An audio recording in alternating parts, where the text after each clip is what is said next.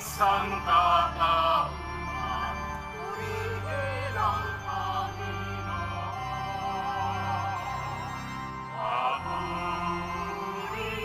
sa kaitaasan, siya'y papurihan, Diyos ng lahat. Papuri sa kaitaasan, siya'y papurihan, ngayon at magpakailanman.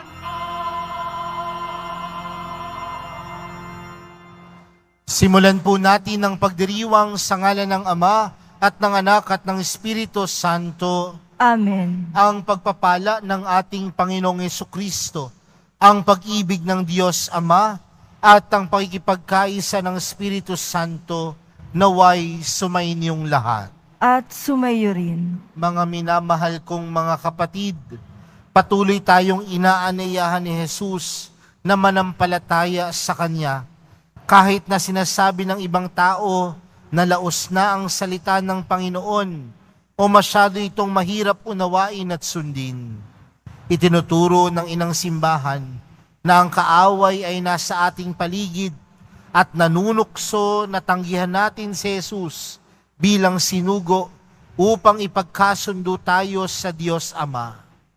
Manalangin tayo ngayon na magpatuloy tayo sa pagpapatotoo sa Panginoon sa ating buhay.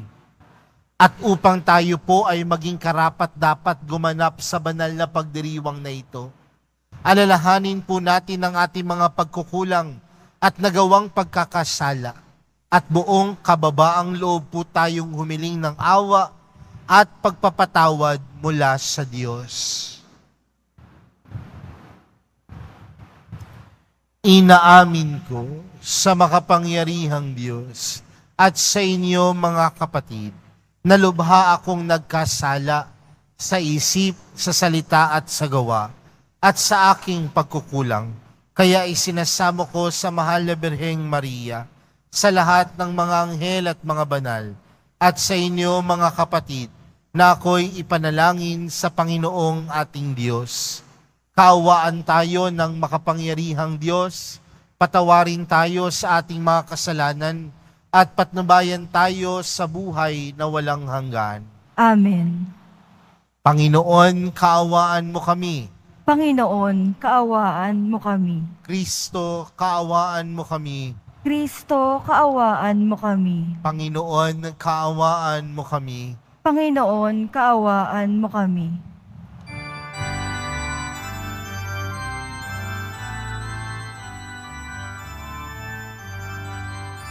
Papuri sa Diyos, papuri sa Diyos, papuri sa Diyos sa kaitaasan, at sa lupa'y kapayapaan.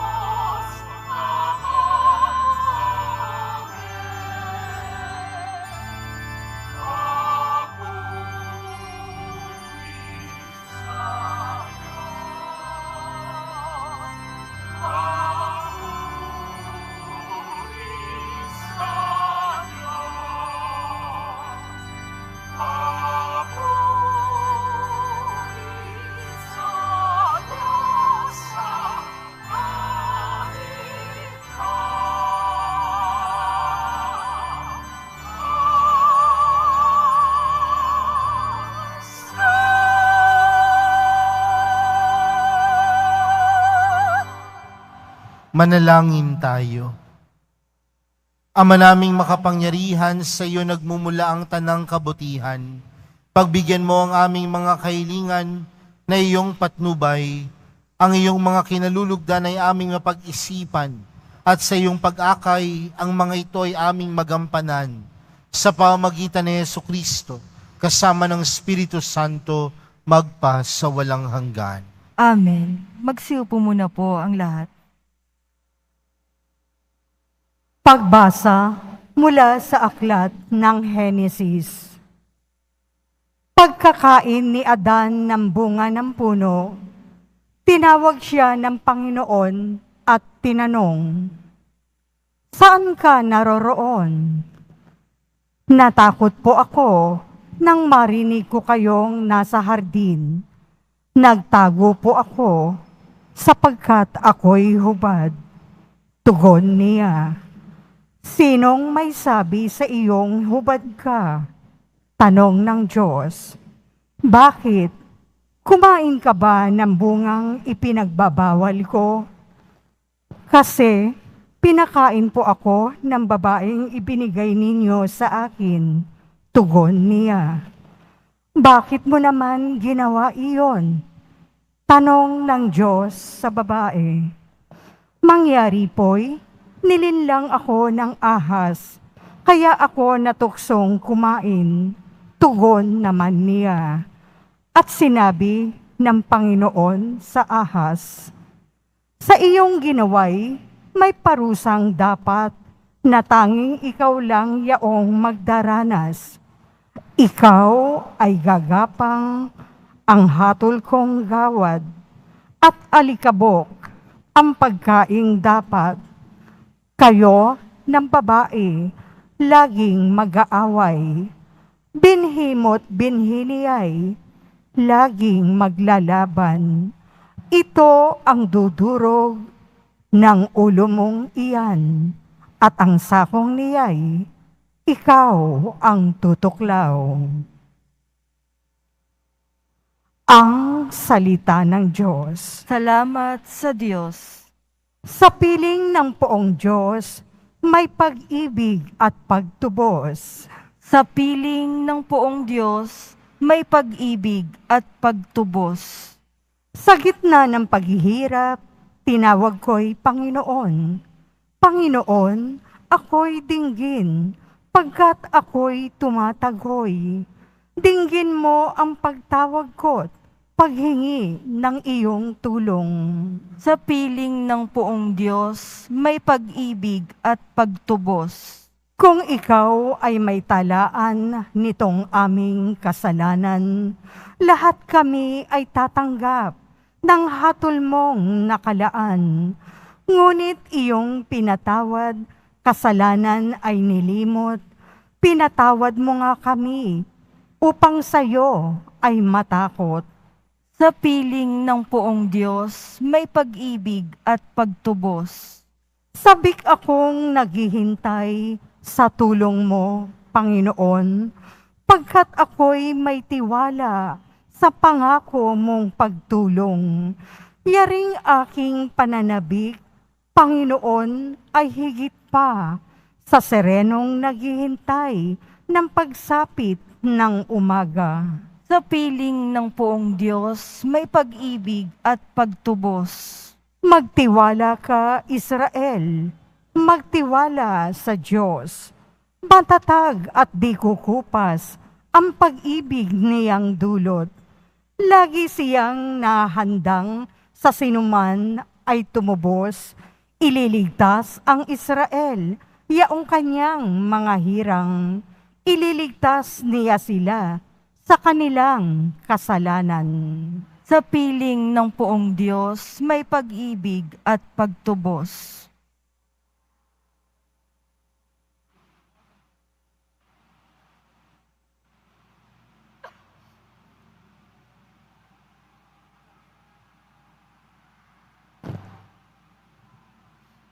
Pagbasa mula sa ikalawang sulat ni Apostol San Pablo sa mga taga-Korinto. Mga kapatid, sinasabi ng kasulatan, Nagsasalita ako sapagkat ako'y sumasampalataya, bunga ng gayong diwa ng pananampalataya. Nagsasalita rin ako sapagkat ako may sumasampalataya. Sapagkat nalalaman kong ang Diyos na muling bumuhay sa Panginoong Hesus, ang siya ring bubuhay sa akin kasama niya at magdadala sa inyo sa akin sa kanyang piling. Ang lahat ng pagtitiis ko ay sa kapakanan ninyo upang sa pagdami ng makatatanggap ng mga kaloob ng Diyos, lalo namang dumarami ang magpapasalamat at magpupuri sa Kanya. Kaya't hindi ako pinanghihinaan ng loob. Bagamat humihina ang aking katawang lupa, patuloy namang lumalakas ang aking espiritu.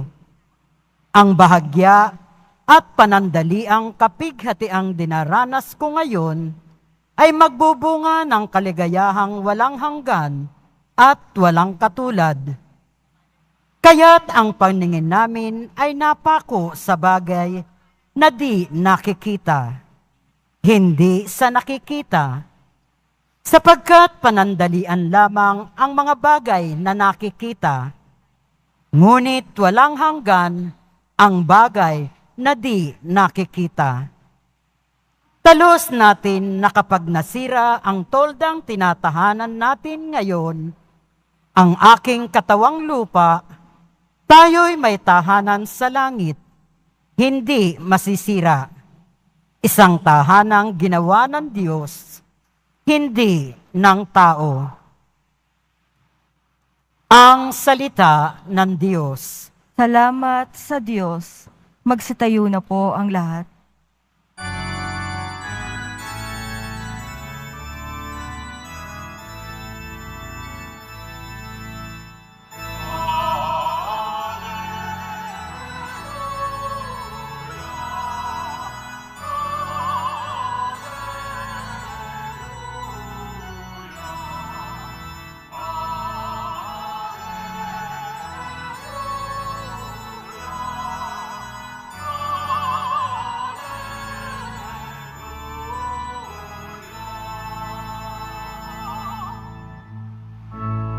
Si Kristo ay itinambak, sa Kanya tayo'y dumulog, kasamaan ay natapos.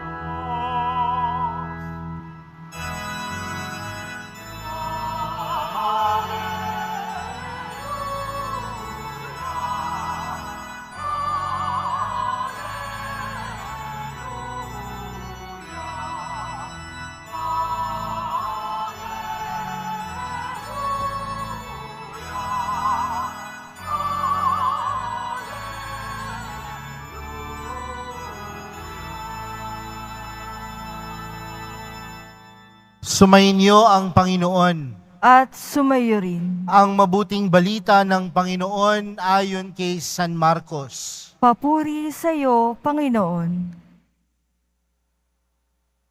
Noong panahong iyon, pag-uwi ni Jesus, kasama ang kanyang mga alagad, muling nagkatipon ang napakaraming tao, ano pat hindi man lamang makuhang kumain ni Jesus at ng kanyang mga alagad.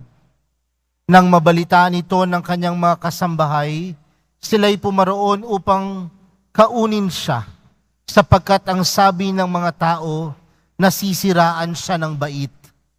Sinabi naman ng mga eskribang dumating mula sa Jerusalem, inaalihan siya ni Beelzebul, ang prinsipe ng mga demonyo. Ito ang nagbigay sa kanya ng kapangyarihang magpalayas ng mga demonyo. Kaya't pinalapit ni Jesus ang mga tao at sinabi sa kanila ang ilang talinghaga. Paanong mangyayaring palayasin ni Satanas si Satanas? Kapag naglaban-laban ang nasasakupan ng isang kaharian, hindi mananatili ang kahariang iyon. At kapag naglaban-laban ng magkakasambahay, hindi mananatili ang sambahayang iyon. Gayon din naman, kapag naghimagsik Si Satanas laban sa kanyang sarili at naglaban-laban ng kanyang nasasakupan, hindi magtatagal at darating ang kanyang wakas. Walang makapapasok sa bahay ng isang taong malakas at makaagaw ng kanyang ari-arian, malibang gapusin muna niya ang taong iyon. Saka pa lamang niya malolooban ang bahay na iyon. Tandaan ninyo ito, maaring ipatawad sa mga taong lahat ng kasalanan at panlalait nila sa Diyos. Ngunit ang sino mang lumait sa Espiritu Santo ay hindi mapapatawad. Ang kanyang kasalanan ay hindi mapapawi kailanman. Sinabi ito ni Jesus sapagkat ang sabi ng ilan, inaalihan siya ng masamang espiritu.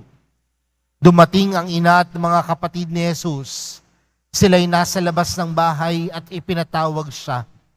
Noon may maraming taong nakaupo sa palibot ni Jesus at may nagsabi sa kanya, "Nariyan po sa labas ang inyong ina at mga kapatid. Ipinatatawag kayo."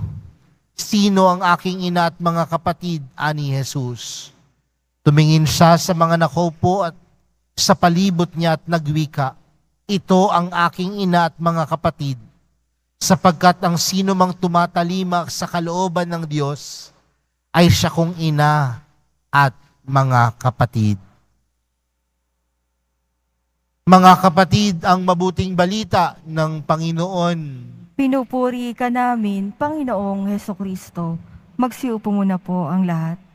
Magandang umaga po sa inyong lahat. Pakibati nga po ang katabi ng magandang umaga. At palakpakan po natin ang mahal na pong Jesus Nazareno. Mga kapatid, naniniwala naman po ako na ang lahat ng nasa loob ng simbahan na ito ay mabuting tao. Bakit parang kayo ang ayaw maniwala? Huh? Tingnan nga ninyo yung katabi ninyo. Mukha ba siyang mabuting tao? Huh? Mga kapatid, alam natin na ang lahat ng nilikha ng Diyos mabuti at maganda. Kaya nga, di ba, sa kada araw na lumikha ang Diyos, ano yung sinasabi sa ating Biblia? Na ang lahat ng nilikha ng Diyos mabuti at maganda. Kaya nga nung nilikha ng Diyos ang tao, likas sa tao ang pagiging mabuti. Dahil nilikha tayo bilang kawangis ng Diyos. At bilang kawangis ng Diyos, pinagkalooban tayo ng Diyos ng kalayaan. Kaya nga ang bawat isa sa atin malaya. Ang bawat isa sa atin may kalayaan sa ating buhay. At yun yung isang bagay na tunay na ginagalang ng Diyos. Pero mga kapatid, tandaan natin na ang kalayaan ay hindi lamang pagpili sa mga kagustuhan natin sa ating buhay. Madalas kasi yan ang lagi nating nirarason. Malaya ako, kaya dapat kong sundin kung ano ang gusto ko. Malaya naman ako eh. Dapat lahat ng gusto ko makukuha ko. Lahat ng mithiin ko makukuha ko dahil malaya ako. Pero tandaan natin mga kapatid na ang kalayaan ay hindi lamang pagsunod sa kagustuhan natin. Bagkus ang kalayaan ay laging nakaugat sa Diyos. At kung ang kalayaan natin ay laging nakaugat sa Diyos, nangangahulugan po mga kapatid na ang pagpili na ginagawa natin upang ipahayag ang ating kalayaan dapat nagmumula sa kabutihan. Ang kalayaan ay hindi pagpili sa kung ano lamang ang kagustuhan natin, kundi ang kalayaan nakaugnay sa kagustuhan ng Diyos.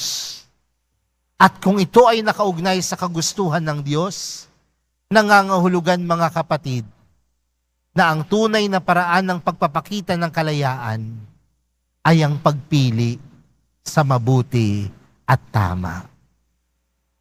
Kaya mga kapatid, ang tunay na kalayaan ay hindi paggawa ng masama.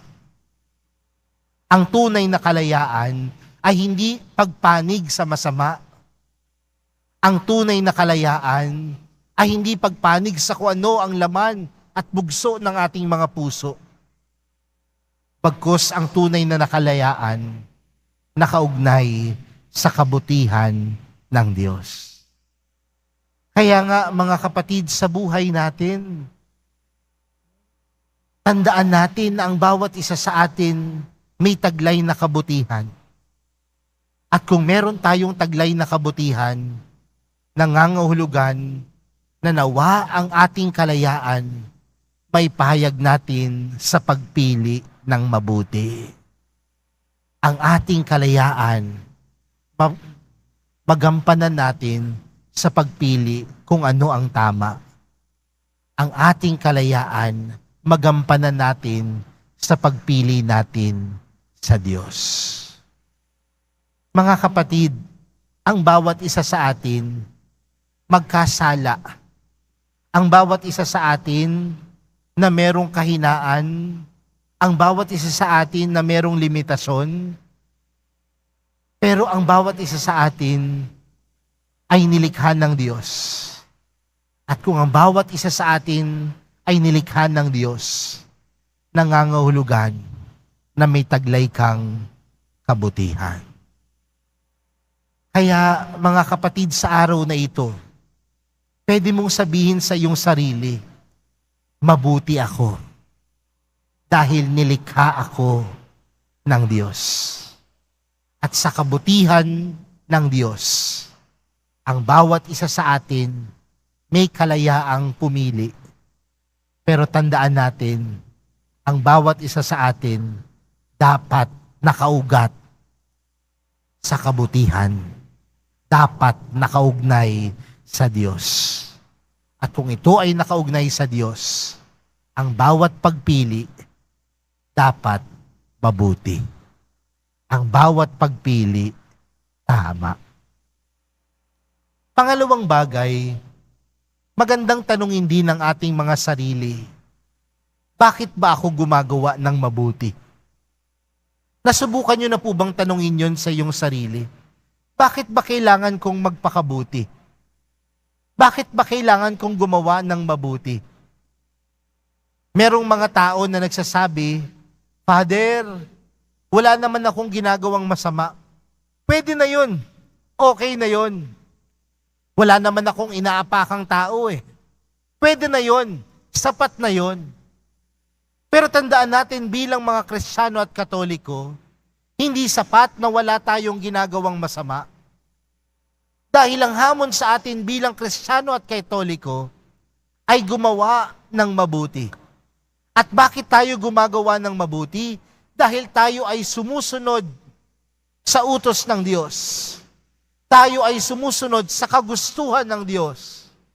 Na ang bawat taong kanyang nilalang ay taong gumagawa ng tama at mabuti.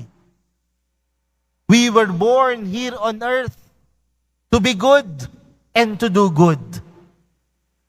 Kaya nga, ang taong nilikha ng Diyos na kanyang kawangis, panawagan sa ating magpakabuti at gumawa ng mabuti.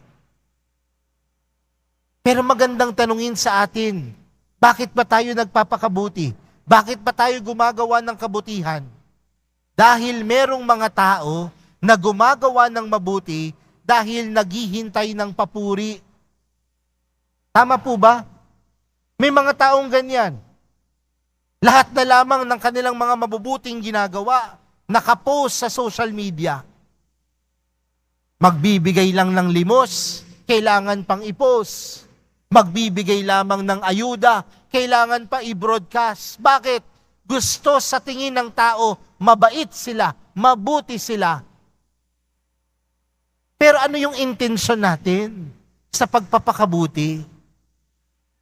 Kung ang intensyon lang natin sa pagpapakabuti ay para papurihan ng iba, hindi po yan pagpapakabuti. Ang tawag po dyan, pakitang tao. Kung ang tao ay nilikha ng Diyos sa kabutihan, dapat gumagawa ka ng pagpapakabuti dahil ikaw ay nilikha ng Diyos. Pero kung gusto mong palakpakan ka lang, kaya nga tinawag na pakitang tao. Dahil hindi yun tunay na pagpapakatao. Kaya nga si Jesus sa ating ebanghelyo, mapapansin natin, tinutuligsa siya. Pinagbintangan siya, nakaanib ni Beelzebul na prinsipe ng demonyo.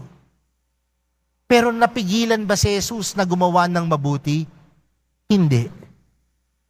Dahil alam niya na ang kanyang pagpapakabuti ay hindi lamang para siya ay papurihan ng tao, kundi sa kanyang pagpapakabuti, ito ay nagbibigay papuri sa Diyos. Mga kapatid, sa mga oras na tayo ay gumagawa ng tama at mabuti, huwag nating hintayin na papurihan tayo ng tao. Pagkos sa mga oras na tayo ay gumagawa ng mabuti, ito din ang mga oras at pagkakataon na tayo ay nagbibigay papuri sa Diyos. Hindi tayo ang dapat papurihan, kundi dapat ang mahal na pong Jesus Nazareno. Kaya mga kapatid, sa araw na ito, pinapaalalahanan po tayo ng ating mga pagbasa na ang bawat isa sa atin ay tunay na nakaugnay kay Jesus. At kung tayong lahat ay nakaugnay kay Jesus, dapat tayo ay tumatalima sa kalooban ng Diyos. At kung tayo ay tumatalima sa kalooban ng Diyos, dalawang bagay, piliin natin ang Diyos. At sa pagpili natin sa Diyos, tayo ay tunay na nagiging malaya. At sa ating pagiging malaya, pinapaalalahanan tayo na ang bawat isa sa atin ay tunay na nakaugnay kay Jesus. Kaya mga kapatid, sa pagpapatuloy po ng ating banal na misa para sa araw na ito, yan po ang ating ipanalangin. Yan po ang ating ipagdasal. Mabuti tayo dahil tayo ay nilikha ng Diyos. At sa ating kabutihan, dapat hindi tayo ang papurihan, kundi ang ating pagpapakabuti ay tunay na pagbibigay ng papuri sa Diyos.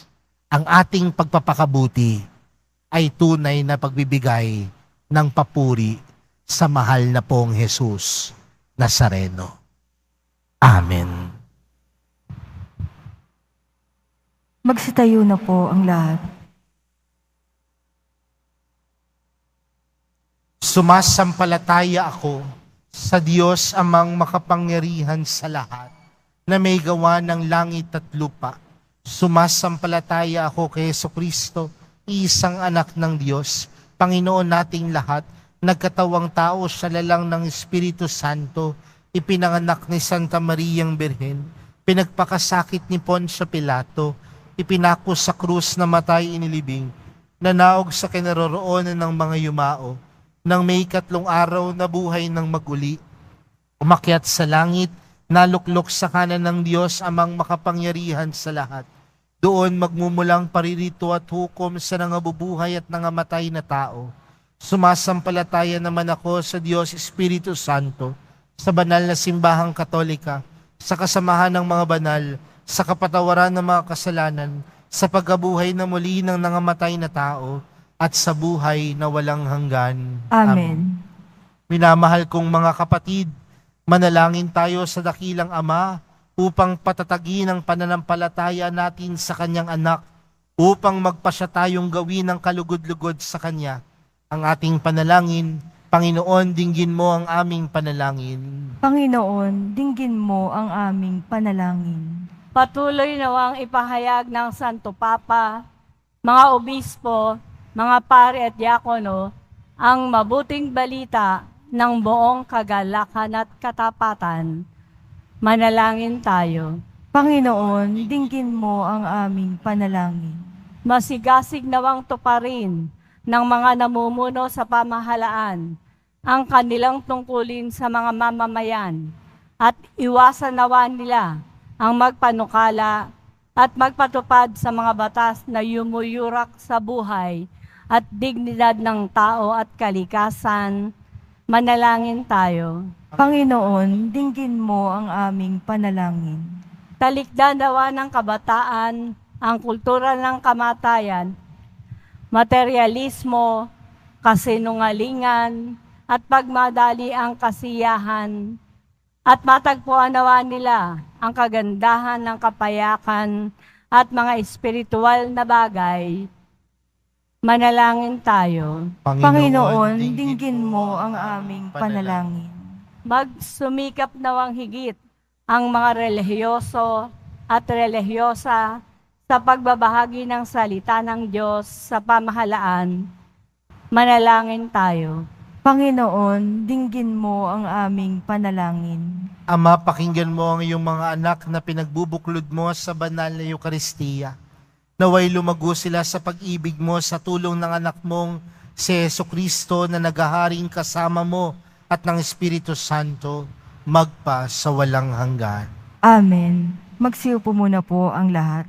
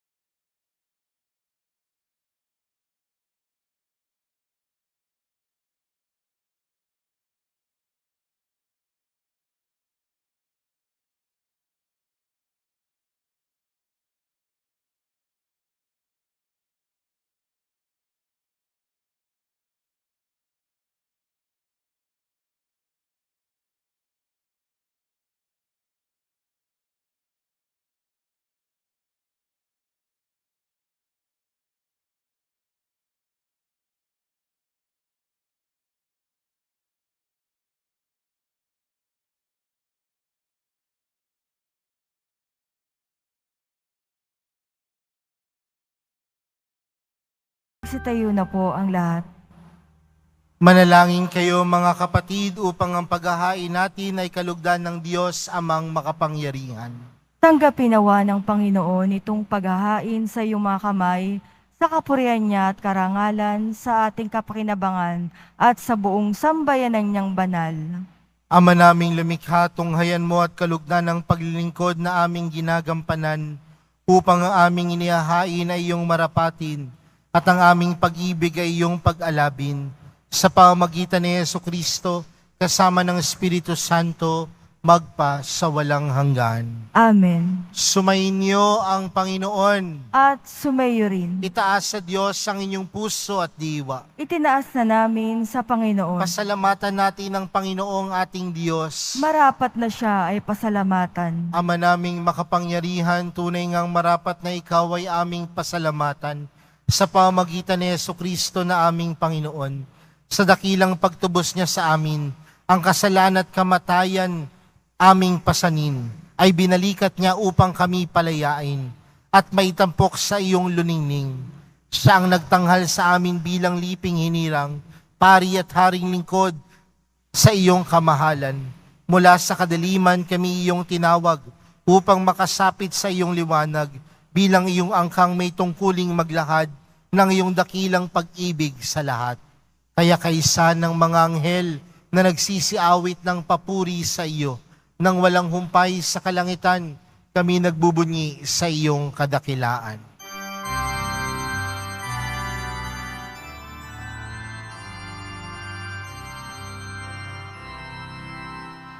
Santo, Santo, Santo, Panginoong Diyos na pangako, napupuno ang langit at lupa ng kada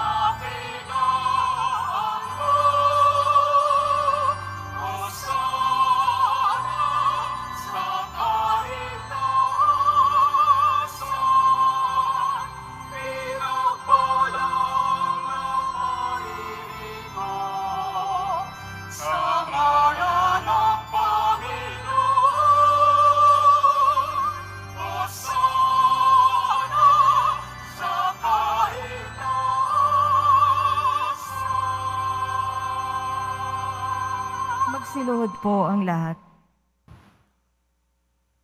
Ama naming banal, ikaw ang bukal ng tanang kabanalan. Kaya't sa pamagitan ng iyong Espiritu, gawin mong banal ang kaloob na ito upang para sa aming maging katawan at dugo ng aming Panginoong Heso Kristo. Bago niya pinagtiis ang kusang loob na maging handog, hinawakan niya ang tinapay, pinasalamatan kaniya, pinaghati-hati niya iyon, iniabot sa kanyang mga alagad at sinabi, tanggapin ninyong lahat ito at kanin. Ito ang aking katawan na ihahandog para sa inyo.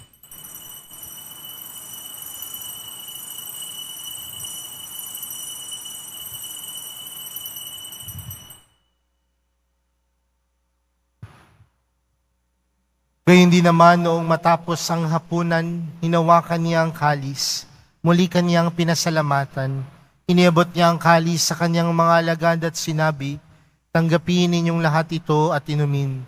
Ito ang kalis ng aking dugo, ng bago at walang hanggang tipan. Ang aking dugo na ibubuhos para sa inyo at para sa lahat, sa ikapagpapatawad ng mga kasalanan. Gawin niyo ito sa pag-alala sa akin.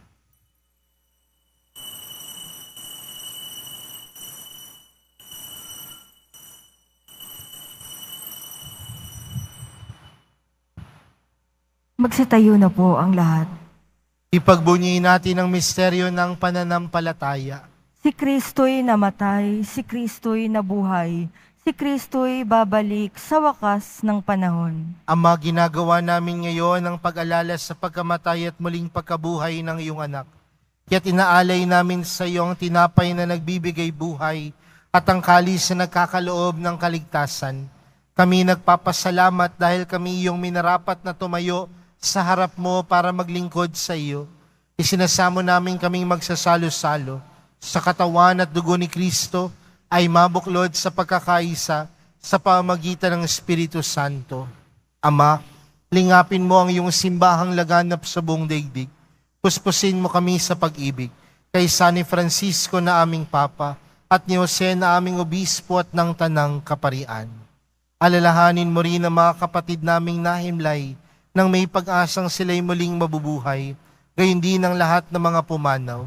Kaawaan mo sila at patuloyin sa iyong kaliwanagan. Kaawaan mo at pagindapatin kaming lahat na makasalo sa iyong buhay na walang wakas. Kaysa ng mahal na Birheng Maria na ina ng Diyos, ng kabiyak ng puso niyang si San Jose, kaysa ng mga apostol ni San Juan Bautista at ng lahat ng mga banal na namuhay dito sa daigdig ng kalugod-lugod sa iyo. May pagdiwang nawa namin ng pagpupuri sa ikararangal mo sa pamagitan ng iyong anak na aming Panginoong Heso Kristo. Sa pamagitan ni Kristo, kasama niya at sa Kanya, ang lahat ng parangal at papuri ay sa iyo. Diyos amang makapangyarihan, kasama ng Espiritu Santo, magpa sa walang hanggan.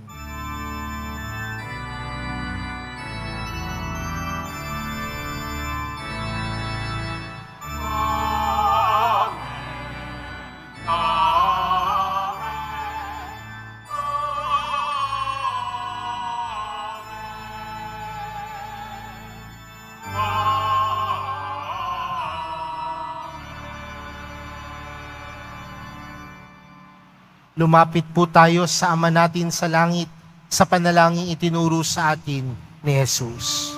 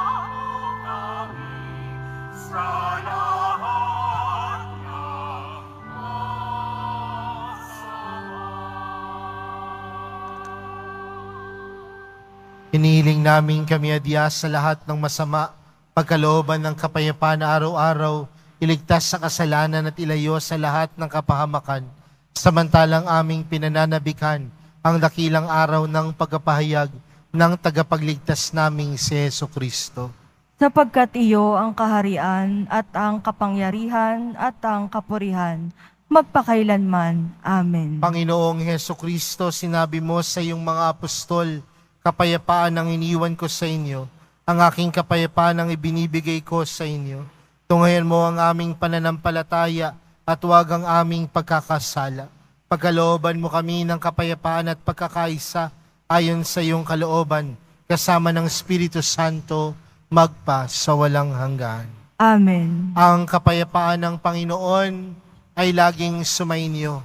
At sumayo rin. Magbigayan po kayo ng kapayapaan sa isa't isa.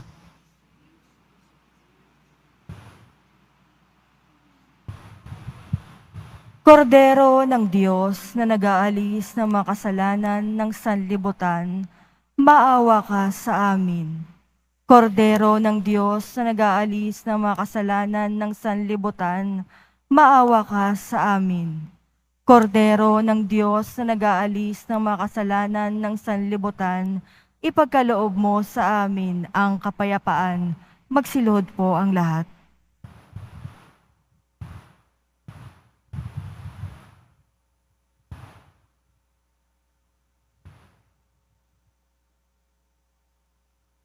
Narito po si Jesus, ang kordero ng Diyos. Siya ang nag-aalis ng kasalanan ng sanlibutan, mapalad ang mga inaaniyahan sa kaniyang piging. Panginoon, Hindi ako karapat-dapat na magpatuloy sa iyo, ngunit sa isang salita mo lamang ay gagaling na ako.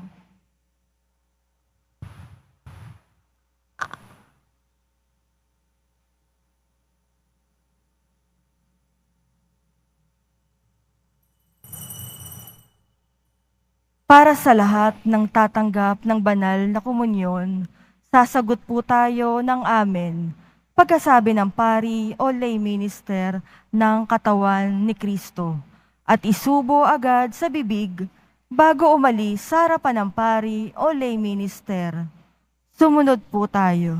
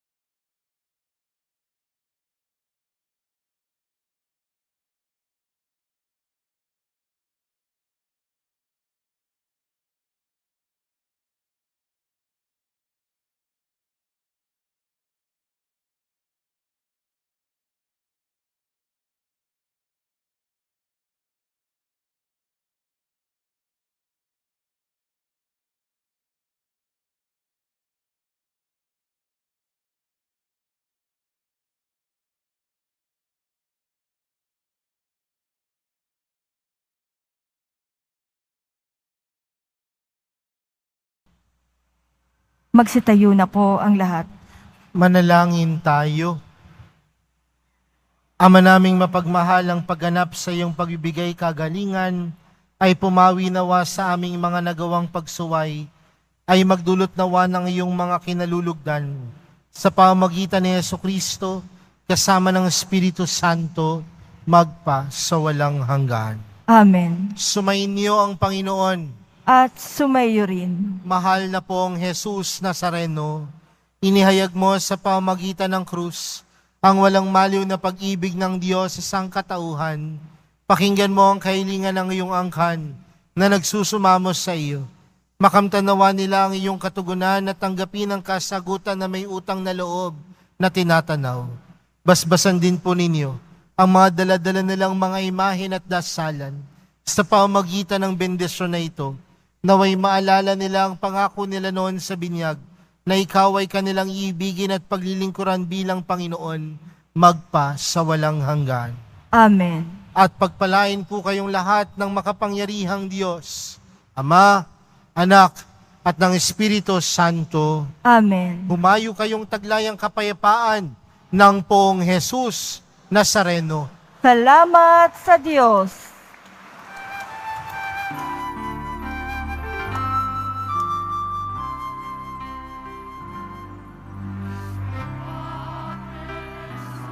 Nazareno, sinasamba ka namin. Pinipinto ka namin, para aming buhay at kaligtasan. Kristo Padre Jesus Nazareno, iligtas mo kami sa kasalanan. Ang krus mo pinamatayan ay sa